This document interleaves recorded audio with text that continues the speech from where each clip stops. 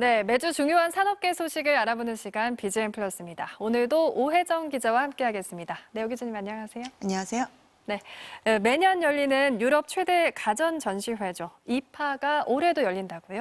네, 그렇습니다. 세계 3대 가전 행사 중 하나죠. 이 이파가 우리 시간으로 오늘 오후 5시 독일 베를린에서 본격 개막합니다. 우리 기업 삼성과 LG도 AI 홈을 전면에 내세우며 참가했는데요. 먼저 준비해온 영상 보시겠습니다.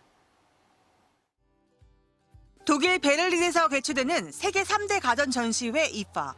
삼성전자는 업계 최대 규모인 1,800평 규모의 전시 공간을 마련했습니다. 키워드는 인공지능.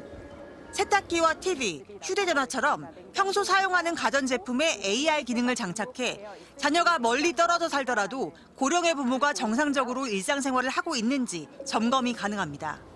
사용 시간이 측정이 돼서 활동을 하고 계시다는 이렇게 알림이 확인이 됩니다. 집에 있는 강아지의 상태를 로봇 청소기가 카메라를 통해 확인하고 최적의 산책 장소도 인공지능이 제안해줍니다.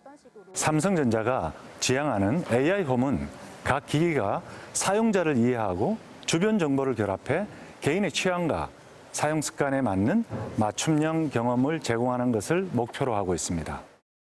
삼성은 AI홈 생태계를 가정에서 매장, 오피스, 주거단지 등 B2B 영역으로 확대하겠다는 계획입니다. LG전자도 고객들이 실제 일상에서 실현할 수 있는 AI홈 경험을 제시합니다. 관람객이 1인 가구, 신혼부부, 기숙사 등 시나리오를 따라가며 가전을 직접 사용하면 개개인이 하루를 어떻게 보내는지 인공지능이 데이터를 분석해 제공합니다. LG전자는 유럽 고객의 라이프 스타일에 최적화된 AI 가전 신제품도 25종 선보일 계획입니다.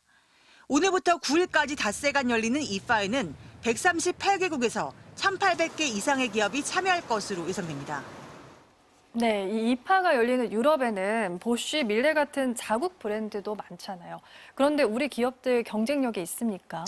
네, 말씀하신 대로 자국 브랜드도 있지만 우리 기업들이 매우 선전하고 있는 시장이기도 합니다.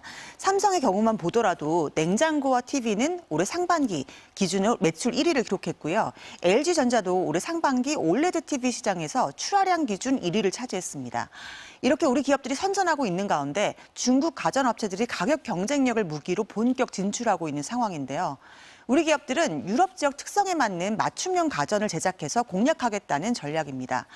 유럽은 전력 수급이 어렵고 전기세도 비싸서 고효율 가전에 대한 수요가 큰데요. 삼성전자와 LG전자는 에너지 효율이 높은 맞춤형 냉장고와 세탁기, 인덕션을 출시할 예정입니다. 네, 다음으로는 배터리 이야기해 보겠습니다.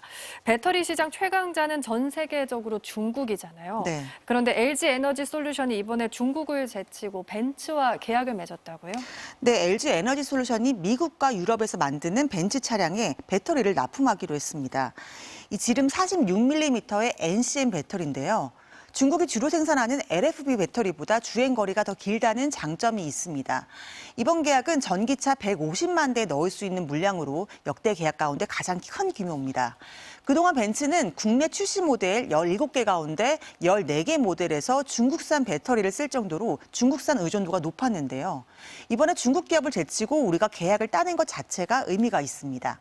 특히 중국산 배터리를 잘 쓰지 않는 미국과 달리 중국 배터리 기업의 동무대나 다름없는 유럽에도 진출했다는 점은 큰 의미가 있습니다.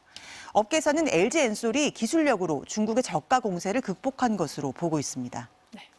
요새 청년 취업이 어려운 문제인데요. 오랜만에 대기업들이 줄줄이 채용 소식을 전했다고요? 네, 삼성그룹을 시작으로 국내 주요 대기업들이 올 하반기 신입사원 채용 일정을 공개했습니다. 국내 주요 대기업 가운데 유일하게 신입사원 공채 제도를 유지하고 있는 삼성은 지난달 말부터 하반기 공채를 시작했고요. LG전자도 오는 22일까지 로봇, 기계, 전기전자 등 주요 직군에서 신입사원을 채용합니다. 기아도 정보통신기술, 글로벌 사업 등 26개 부문에서 채용에 나서고요. GS그룹 계열사들도 올 하반기 채용에 본격 돌입했습니다. 국내 대기업의 20대 직원 비중이 21%로 역대 최저라는 분석도 있는데요.